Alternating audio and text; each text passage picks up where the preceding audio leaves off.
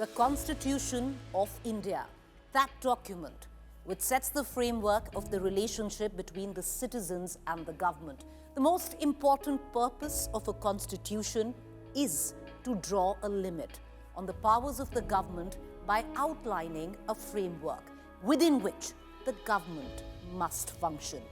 India's constitution has been the cornerstone of the nation for 70 years now, yet its significance has never been more emphasized than it is today. That is why India Today is proud to present a comprehensive series that documents the history of India's constitution. As we begin this series, it may be an appropriate moment to recall the solemn resolve outlined in the preamble of our constitution. We the people who gave unto ourselves a constitution is deep with meaning and implications. It is our constitution. It's a mirror that reflects the nation's aspirations and a blueprint for building a better tomorrow. I'm Preeti Chaudhary, and I am indeed honored to be your guide in this journey that details, explains, contextualizes the constitution of our country. Welcome to its first episode, The Constitution, a series. We, the people of India, have solemnly resolved to constitute India into a sovereign, democratic republic, and to secure to all its citizens justice, social, economic, political, and equality of status and opportunity. I adopt, enact, and give ourselves this Constitution.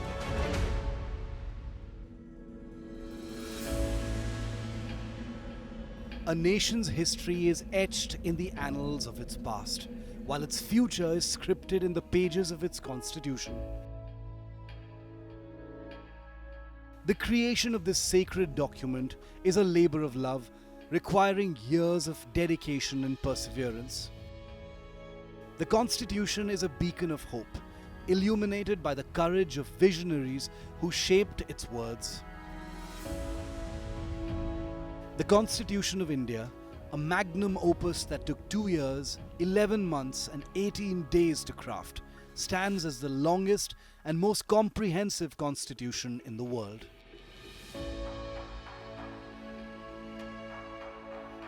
In our time, the framers of this document hoped that it would remain a guiding light, a constant source of inspiration, and a testament to the power of democracy, forever relevant and useful to generations to come.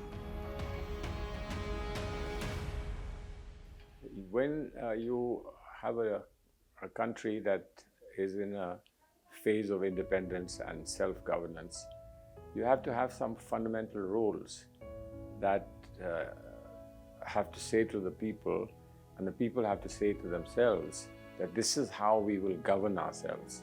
This is a democracy. Democracy is by the people, for the people, of the people. And therefore, there has to be a fundamental basic document, which is the Constitution. And that Constitution tells people that this is your aspiration in letter and spirit. Now, this is how the country will be run. This is how we will govern ourselves. This is how we will work towards our future.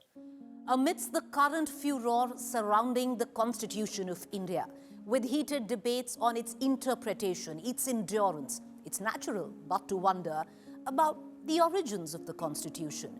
The debate rages on, with concerns being raised by those in power, opposition leaders, parliamentarians, and even citizens on the streets. You too might be curious to know the story behind the creation of this foundational document. Who were the visionary leaders who documented it? Who were the pioneers who broke free from the shackles of centuries-long oppression and detailed the blueprint for our nation? As we turn the pages of history, we turn the pages of our Constitution. India's Constitution is a treasure trove of symbolism reflecting the nation's rich cultural heritage. The document embodies the timeless values of Lord Ram's righteousness, Lord Krishna's selfless duty, Lord Buddha's compassion, Mahatma Gandhi's unwavering commitment to truth, Akbar's pluralistic faith, and Maharana Pratap's unyielding courage. This magnificent book is a visual odyssey showcasing an array of images that draw inspiration from India's ancient stories, myths, and folklore. Notably, these illustrations are the creative genius of several renowned artists, led by the esteemed Bengal painter Nandlal Bose, who brought these iconic symbols to life. The Constitution is a testament to India's diverse cultural legacy, woven into the fabric of its foundational document. This is the original Constitution of India. As a law minister, I got this small version printed. The original is very big. They say the civilizational heritage of India, the cultural assets of India must form a part of our Constitution. What was commanded by the leaders, including Sardar Patel, Maulana Azad, Nehruji, and Rajendra Babu, and others, to Nandlal Bose, the famous painter, please make all these paintings. And few I would like to show. Just above the chapter on fundamental right, if I can show you, Lord Ram returning to Ayodhya after conquering, after reclaiming Sita and defeating Ravan. On the Director Principle of State Policy chapter, Lord Krishna giving the Upadesh of Gita to Arjuna. Shivaji, Guru Gobind Singh, all are there, Nataraj. You see? The original version of the Constitution was painstakingly handwritten by Prem Bihari Narayan Raizada in both Hindi and English, using 254 nib holder pens and a beautiful italic font. This labor of love took him 6 long months to complete. The interesting anecdotal part is that Prem Narayan Raizada did the calligraphy. He used up 250 nibs. He demanded no consideration, insisted on no consideration, but asked for his name to be on every page, his grandfather's name on the last page. And Nehru then embellished it. He vivified the spirit and the words of the Constitution by asking Nandlal Bose, who in turn asked his students from Santiniketan to make a grand set of illustrations everywhere, from Sarnath to Ashoka to Mahavir to Ram Sita Lakshman, etc., etc. So this is the spirit of the concepts which underlie the Constitution illustrated.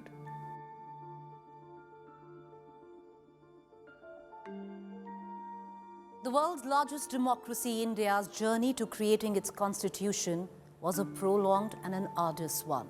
The reason lies in the fact that our constitution was being built on the foundations of a painful partition, a line forever etched through India's heart and its implications forever woven through the Constitution of India.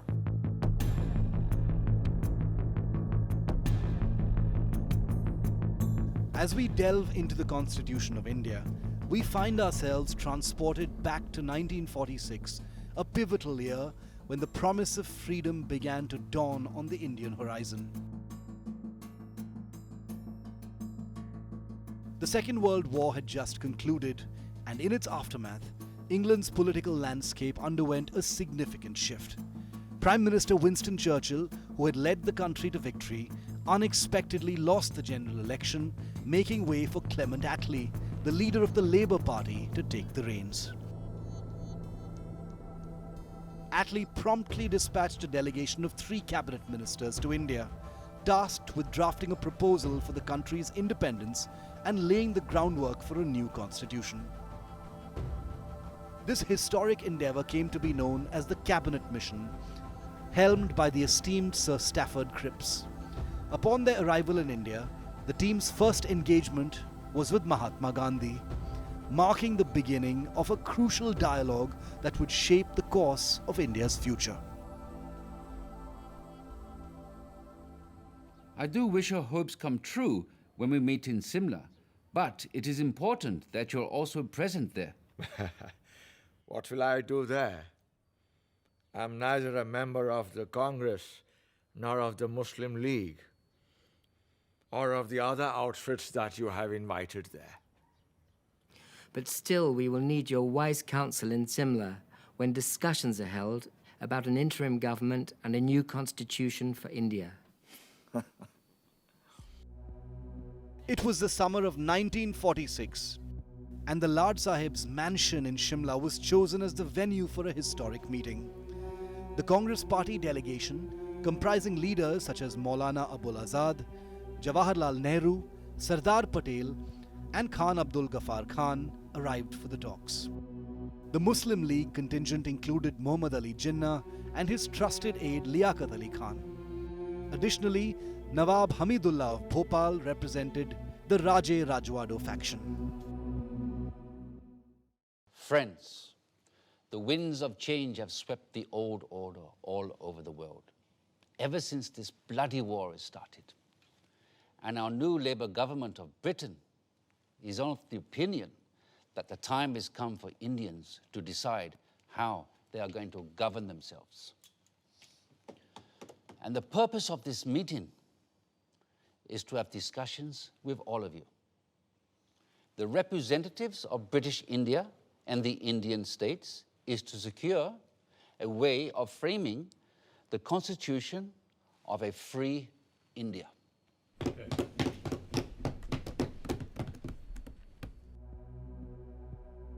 As discussions about the constitution began, hopes rose that the country could be united.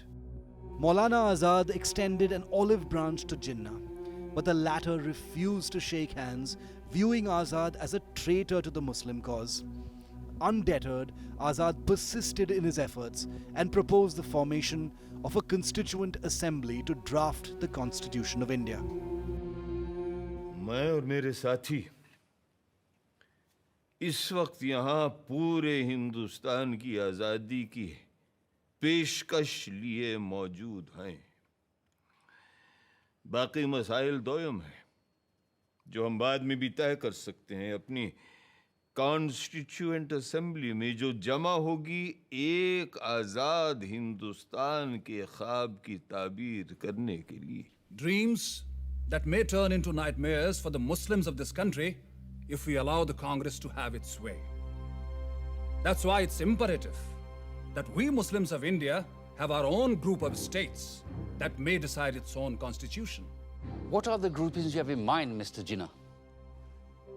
All the Muslim majority states like Sindh, Punjab, Balochistan, and Northwest Frontier Province will form the first group, and the states of Assam and Bengal will be in the second group. Mr. Jinnah, if, as you suggest, these groups separate from the body of India, but then pray tell us, what is left for the Constituent Assembly to make laws for? The rest of India in the center and the south? And what happens to the princely states? Well, they can have their own constituent assemblies. This is not acceptable to us. We are here to discuss the fate of a united India, not to break India into pieces.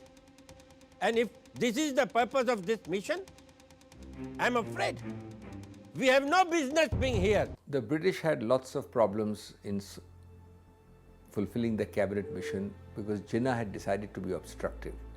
In 1945 June, it failed because he insisted that only Muslim League members should be there from the Muslim community. The whole idea behind it must be remembered, it was a two-religion, two-nation theory, whereas India and the Congress in particular wanted a uniform, overall holistic approach, not a two-religion, two-nation theory.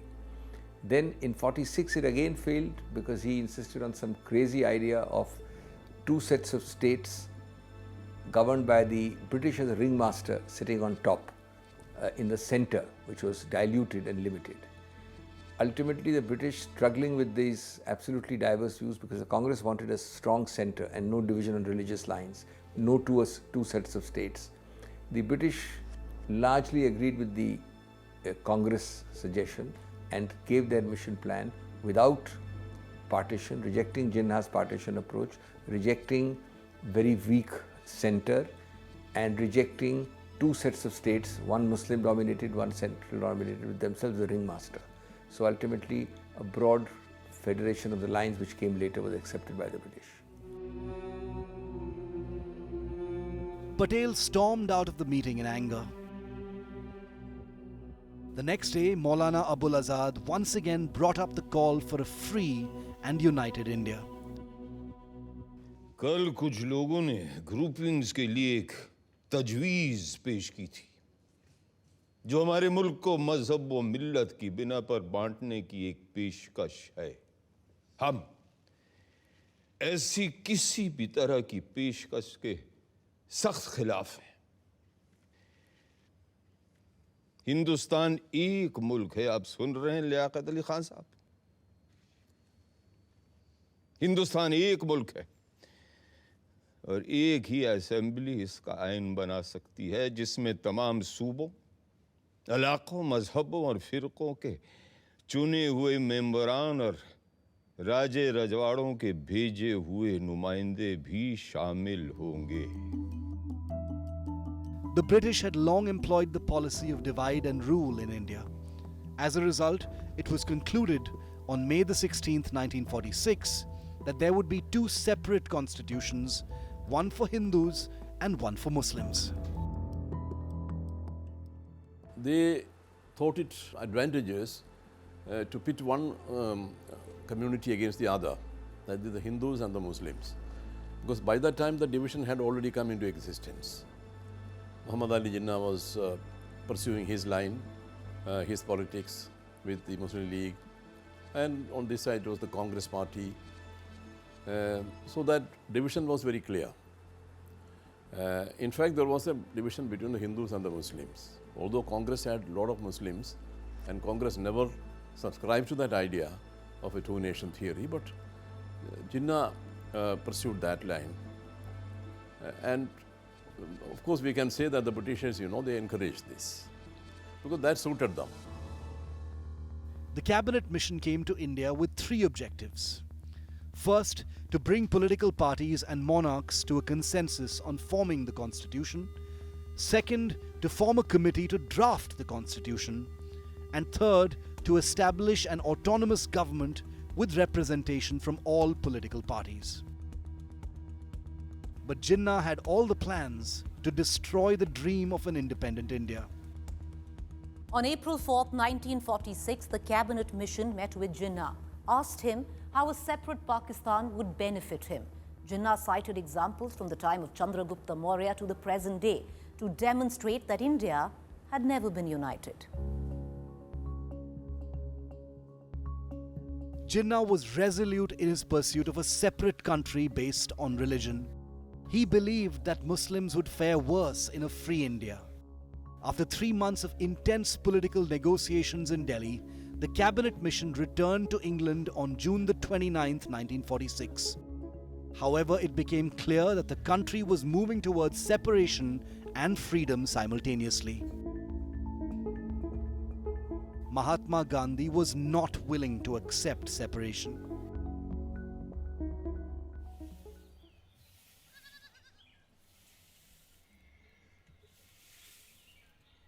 Bapu, working committee ने जिन्ना साहब की groupings की तजवीज़ के खिलाफ एक resolution pass किया है।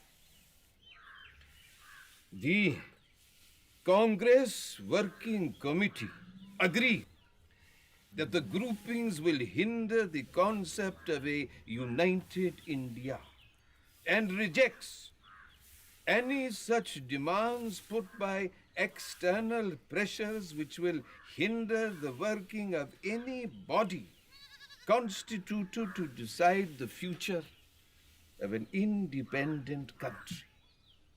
There should be a sovereign body for the purpose of drafting the constitution, and it must be unhindered by any external authority. ये है हमारा दस्तावेज बाबू। हम अपने देश का बंटवारा कभी कबूल नहीं कर सकते। अंग्रेजों ने हमारे साथ चाहे कुछ भी किया हो, उनके कैबिनेट मिशन ने अपना काम पूरा कर लिया है और अब उन्हें जल्दी है कि वो हमारी छाती से उतरें और जाएं। अब ये हम पर है कि हम कैसे अपनी इस दुखी अभागी धरती को सुखी और भाग्यशील बनाएं। Gandhi's relentlessness ultimately failed to prevent partition. To determine the members of the Constituent Assembly, the Commission proposed that each state be allocated seats based on its population, with 1 seat per 1 million people. The seats would then be distributed among Hindus, Muslims, and Sikhs, with each representative elected by the people of their own religion. Initially, both the Congress and Muslim League opposed this proposal. However, on the 6th of June, the Muslim League agreed to participate in the Constituent Assembly and the interim government, albeit with certain conditions. Specifically, they demanded equal representation in the interim government as the Congress and insisted that no Muslim members be included in the Congress delegation. Maulana Azad, the then president of the Congress, wrote to the Viceroy that Congress was willing to accept the proposal. However, Nehru and Patel knew about Azad's letter, but it was kept from Gandhi. When Gandhi found out, he strongly opposed it, fearing that Congress would fall into Jinnah's communal trap.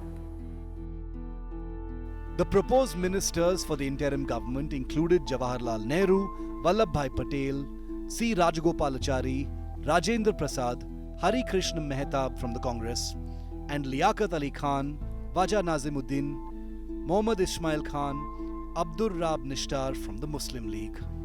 Sardar Baldev Singh represented the Sikh community. N.P. Engineer represented the Parsi community. John Mathai represented the Christian community. Jagjeevan Ram represented the scheduled caste. However, Jinnah found fault in this arrangement, feeling that his political stature would always be inferior to the Congress. Jinnah soon after declared direct action. I call upon all the Muslims of this country to take to direct action. आज मैं हिंदुस्तान के सारे मुसलमानों से direct action की appeal करता हूं. From Friday the 16th of August, we will resort to direct action till we have achieved our cherished goal, our Pakistan. ऐ अल्लाह के नेक बंदो, आने वाले जुमे 16 अगस्त से हम सीधी आर पार की लड़ाई लड़ेंगे. डायरेक्ट एक्शन और हथियार तभी रखेंगे जब मंजिल मखसूस सामने दिखाई देगी, यानी हमारा प्यारा पाकिस्तान. पाकिस्तान जिंदाबाद! पाकिस्तान जिंदाबाद! पाकिस्तान जिंदाबाद! Amidst chants of Pakistan Zindabad, August 16, 1946 became a dark day in Indian history. Communal riots erupted in West Bengal, with Kolkata witnessing a bloodbath. The then Prime Minister of Kolkata, Mr. Sohraburdi, had given the police 3 days' leave, resulting in over 4,000 deaths in a short period. Jinnah's ambitions began to weigh heavily on a united India. Nehru became the vice president in the interim government, with Patel as home minister. Muslim League's Liaquat Ali became the finance minister. But Jinnah refused to join the government, unwilling to accept a position lesser than or equal to Nehru's. Gandhi was deeply disturbed by the idea of partition. He had made it clear to Viceroy Wavell that partition would never be acceptable, regardless of whether the Congress or the Muslim League formed the government. Viceroy Wavell called Nehru to London for a conversation. On December the 1st, 1946, Nehru met Jinnah in London, but the tension was palpable, and Nehru announced that he would form his own constitution. There is a great urge amongst the populace of India for political progress and for making a constitution. Mr. Jinnah's Muslim League is but a fly on the weighing scale compared to the vast force in India. And if the British authorities do not call for the Indian Constituent Assembly immediately, we will have to resort to another mass action against His Majesty's government. Thank you, gentlemen. Meanwhile, back in Delhi, Nehru initiated the process of drafting the constitution. The Muslim League boycotted the process, and Jinnah refused to participate. On December the 9th, 1946, the first Constituent Assembly was held, but Gandhi's absence was deeply felt. Jagjeevan Ram convinced Gandhi to participate, and although he didn't join the process, he provided a mantra that became the foundation of the Constitution. आइए आइए जगजीवन बाबू, मुझे पता है हम चाहे दुनिया का सबसे सुंदर संविधान क्यों न बना लें, पर वो भी बेकार साबित होगा अगर उसे अमल में लाने वाले लोग ना हुए। बापू, मुझे पूरा विश्वास है कि हमारे यहाँ ऐसे अच्छे आदमियों और औरतों की कोई कमी नहीं है जो हमारे संविधान को कारगर करके दिखाएंगे। इसीलिए हम सब आपका आशीर्वाद लेने आए। बापू के आशीर्वाद हमेशा तुम्हारे साथ है, पर आज मैं तुम्हें एक तावीज़, एक टोटका दूंगा जो शायद तुम्हें सही संविधान बनाने में मदद करे। आप और तावीज़? बापू, मुझे लगता था आप तंत्र मंत्र यंत्र में विश्वास नहीं रखते। पर इस मंत्र पे पक्का विश्वास है मेरा। जब कभी अपने आप को शंका में घिरा पाओ तो इस परीक्षा को अपनाना। सबसे दीनहीन, गरीब, कमजोर इंसान जिसे तुमने देखा हो, उसका चेहरा याद करना और स्वयं से पूछना, जो मैं करने जा रहा हूं, क्या इससे उसका भला होगा? इस कदम से क्या उसे कुछ मिलेगा या नहीं? इससे क्या वो अपने भाग्य और जीवन को सुधार पाएगा या नहीं? या यूं कहो, ऐसे करोड़ों को स्वराज मिलेगा या नहीं, जो तन और मन की भूख से तड़प रहे हैं, जिनके पेट भी खाली है और हृदय भी। फिर देखना, तुम्हारी सारी शंकाएं।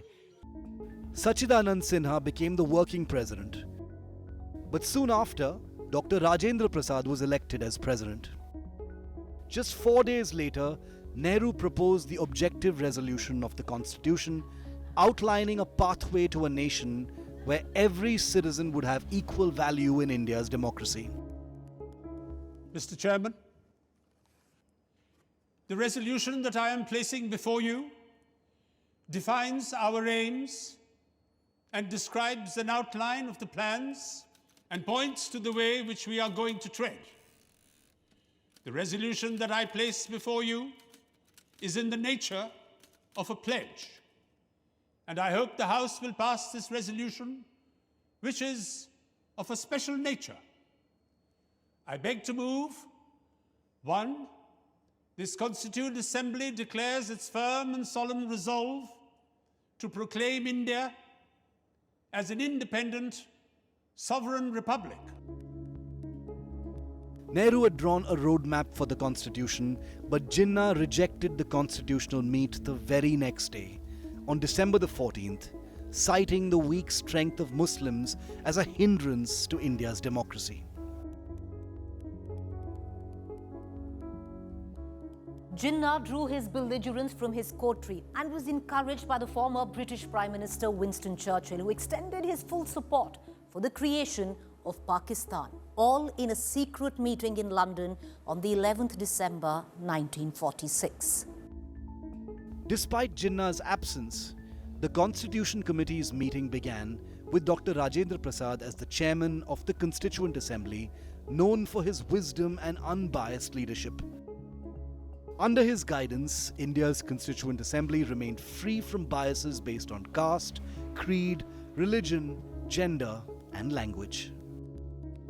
इस प्रिलिमिनरी सेशन में 296 मेंबर्स में से 210 ने इस संविधान सभा में हिस्सा लिया। और इन 210 मेंबरान में से 155 Hindu, 30 scheduled caste, 5 Sikh, 6 Indian Christians, 5 backward tribes के नुमाइंदे, 3 एंग्लो इंडियंस, 3 पारसी और 80 में से 4 मुसलमान भी शामिल रहे हैं। सबसे बड़ी कमी मुस्लिम लीग के सदस्यों की रही है और हम सबको इस बात का बेहद अफसोस है। लेकिन जो संख्याएं मैंने गिनाई हैं उनसे यह साफ जाहिर हो जाता है कि इस असेंबली को सिर्फ एक मेजर कम्युनिटी का नुमाइंदा बताना या सिर्फ हिंदुओं की सभा कहना तथ्यों के साथ सरासर खिलवाड़ है। Nehru's proposal seemed threatening to India's monarchs, who feared for their existence once the British left. Amidst the chaos, Britain's Prime Minister Attlee appointed Lord Mountbatten as the new Viceroy to India. On March the 22nd, 1947, Lord Mountbatten arrived in Delhi with his 2 aircraft. 9 days later, he met Gandhi. Gandhi, who was in a lighter mood, showed a willingness to settle. Now, in that meeting, Gandhi made a surprising proposal that Jinnah could form and run the government as he wished. Mountbatten was taken aback, wondering how Jinnah would react. Gandhi replied with a grin. Jinnah will say, "Oh, the same old betraying Gandhi." Before meeting the Viceroy, Gandhi had discussed his proposal with Nehru and Patel, but both leaders rejected it. मैं Lord Mountbatten से कहने जा रहा हूं कि अगर जरूरत पड़े तो वो अंतरिम सरकार को बर्खास्त करके जिन्ना को दावत दें और कहें कि वो अपने मन की सरकार कायम कर लें।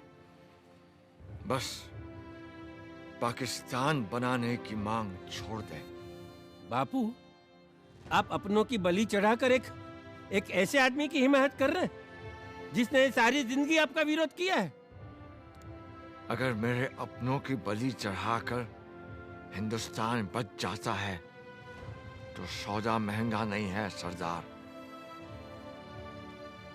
बापू, ये आपका ज्यादा ख्याल हो सकता है। आपको लगता है कि सेंट्रल असेंबली इस बात पर आपका साथ देगी?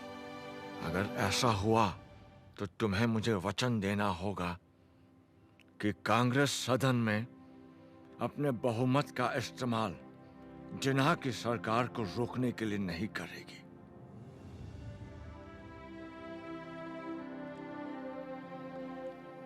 बापू, मैं हमेशा आपकी बड़ी इज्जत करते आया हूं, लेकिन अब आपकी बात मुझे अजीब लग रही है। फर्ज कीजिए हमने जबान दे भी दी, तो आपको क्या लगता है कि जिन्ना साहब एक पल भी कांग्रेस का यकीन करेंगे?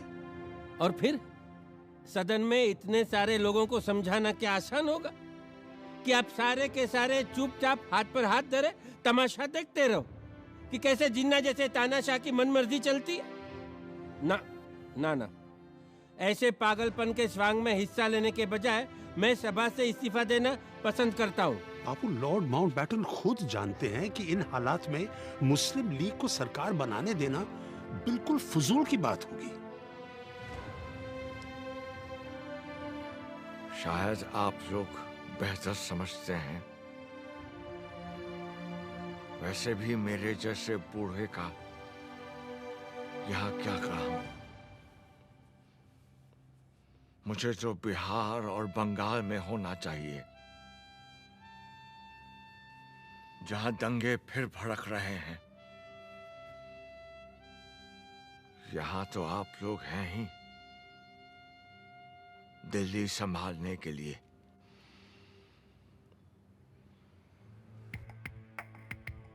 Gandhi was against partition, but members within the Congress were divided.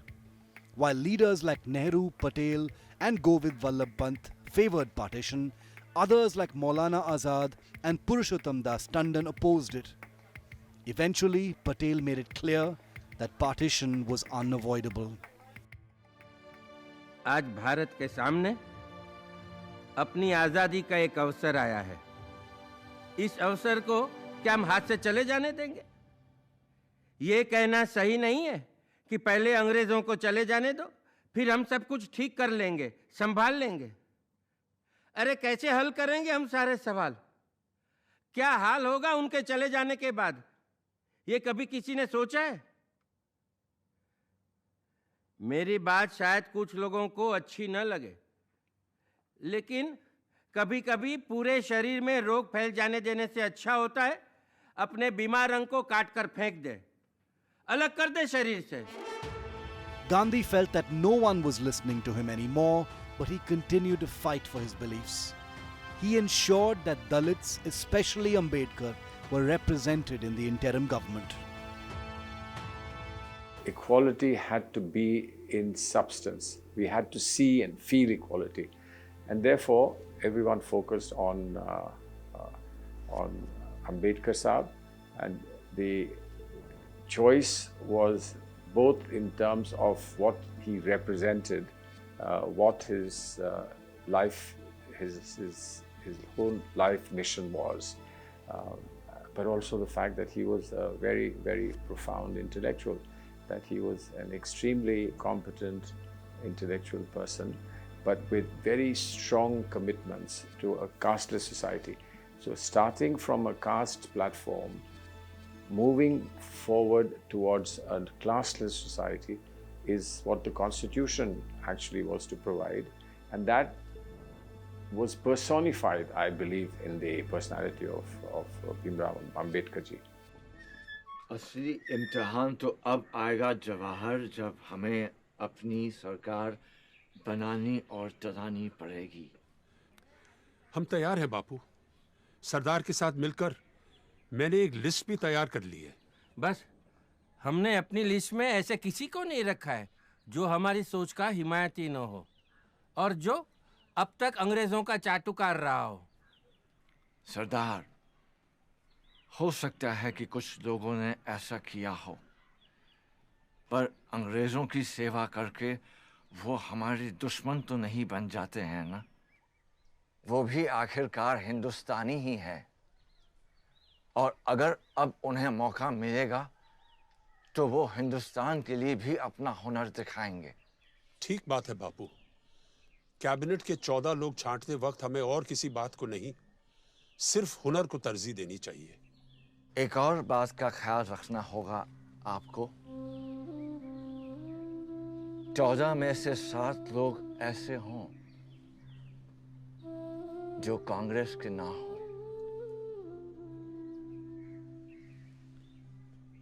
और ये भी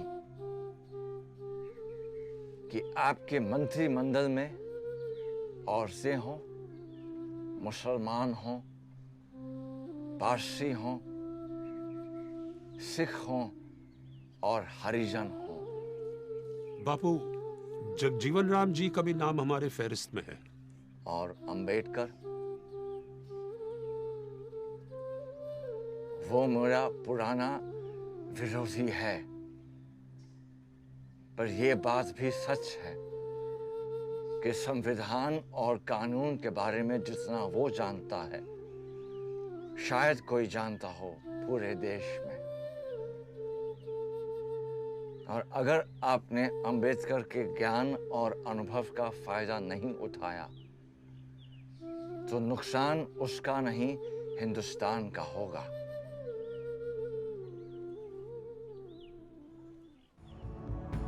On June the 3rd, 1947, Viceroy Mountbatten announced that India would be divided.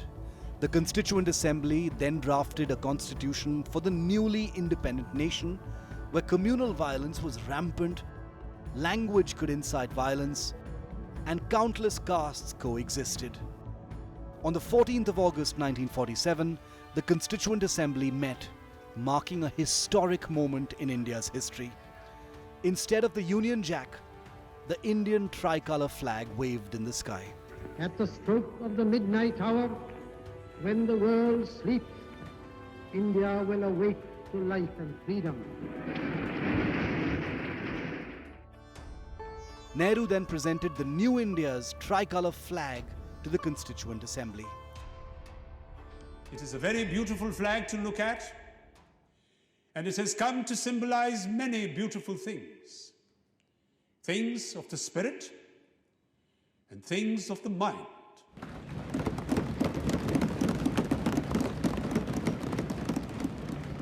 I now present to you not only the resolution, but the flag itself. One in silk and one in cotton.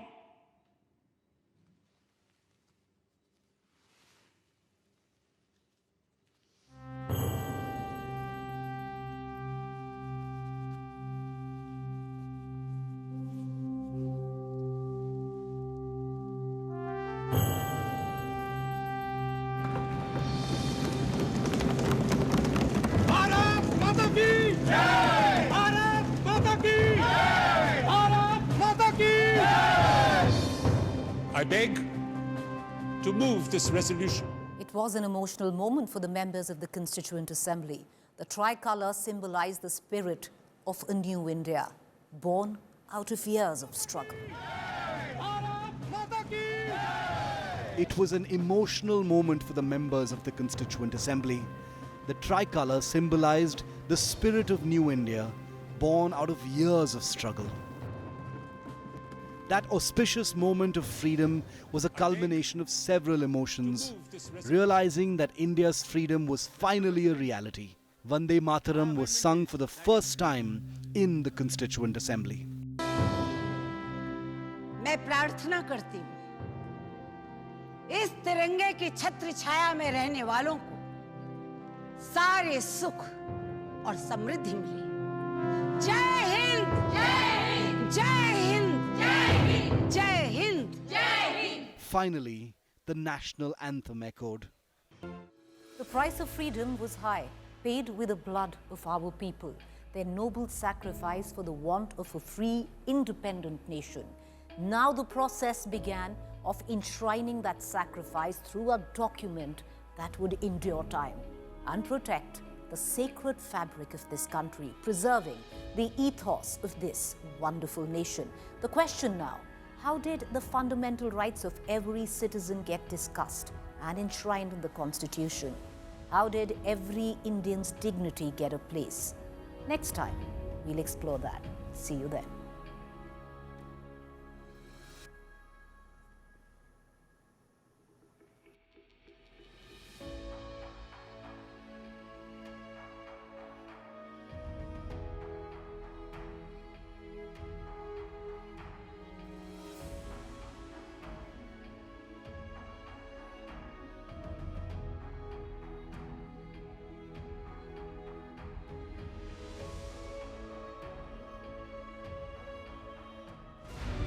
We, the people of India, have solemnly resolved to constitute India into a sovereign, democratic republic, and to secure to all its citizens justice, social, economic, political, and equality of status and opportunity.